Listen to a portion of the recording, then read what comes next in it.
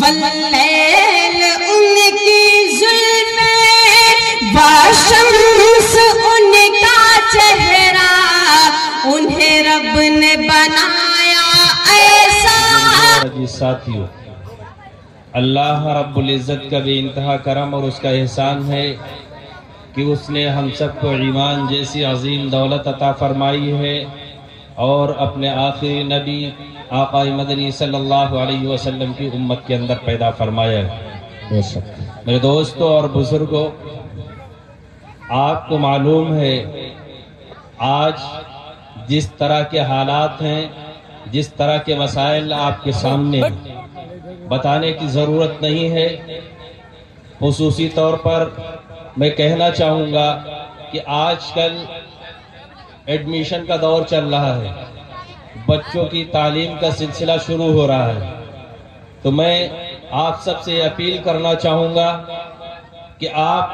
خود آگ سے بچیں، آپ خود جہنم سے بچیں اور اپنے بچوں کو بھی اس سے بچائیں۔ آپ میں سے ہر ایک انسان یہ چاہتا ہے کہ ہمارا بچہ ڈاکٹر اور انجینئر بنے، اچھی تعلیم ہو، اصلی تعلیم سے بھی واقف ہو، لیکن آپ کو یہ نہیں معلوم آپ انگریزی کے اس میں کہ ہمارا بچہ انگریزی اچھی جان جائے، ڈاکٹر اور انجینئر بن جائے۔ بے شک آپ کا بچہ ڈاکٹر اور انجینئر بن جائے گا، ہاں پہلے اس کو دینی بن جائے۔ اور اس کے بعد کیا ہو رہا ہے؟ خاص کر کے آپ کی اور ہماری بہنیں اور بچیاں وہاں تعلیم حاصل کر رہی ہیں، آپ کا کالج نہیں جو آپ اپنے حساب سے تعلیم دیں گے۔ 5 وقت کی نماز فرض ہے۔ آپ کو معلوم ہے بچوں کی تربیت کے لیے جو کہا گیا ہے، بچے آپ کو جب 7 سال کے ہو جائیں نماز کے لیے نہ جائیں تو ان کو مارو،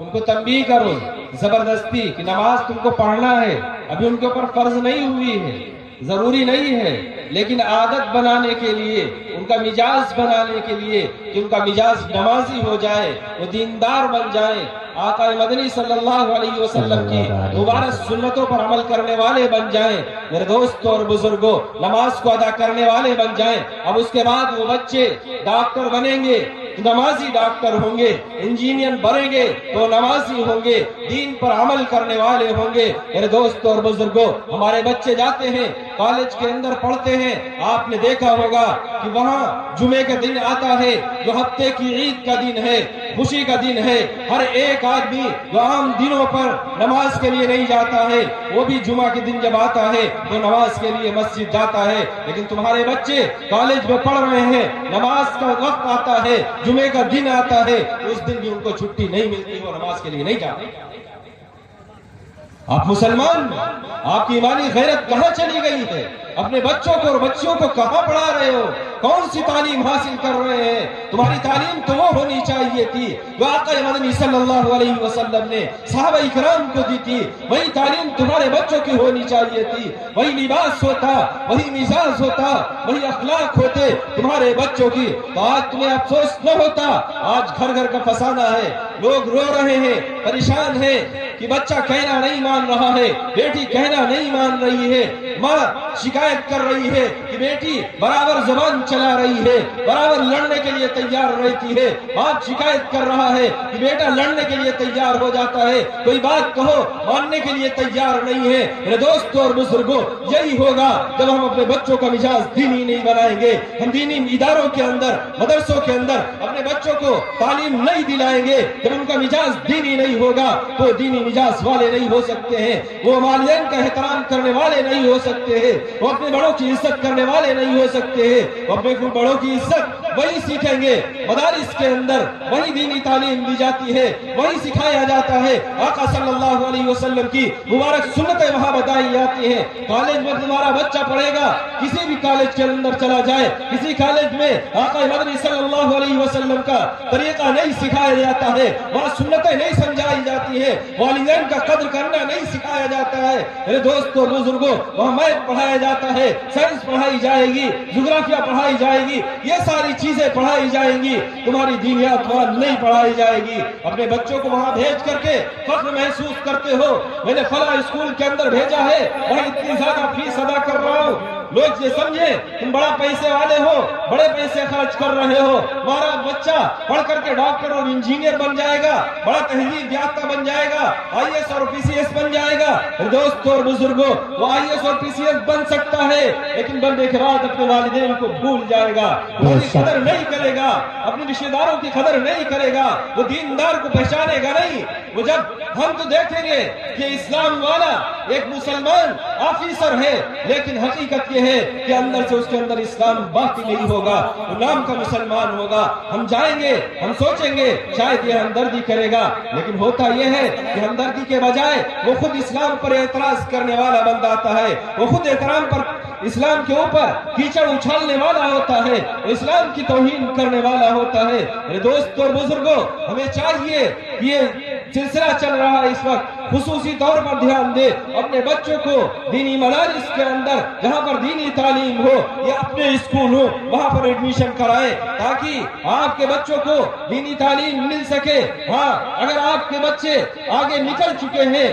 دنیاوی تعلیم حاصل کر رہے ہیں، اصلی تعلیم کی ضرورت ہے حاصل کر رہے ہیں، لیکن جب آپ کے بچے روزانہ شام کو آئے، آپ کے گھر پر بیٹھے، تو آپ کی ذمہ داری بنتی ہے اپنے گھر میں 1 گھنٹہ کم از کم دو، بیٹھ کر کے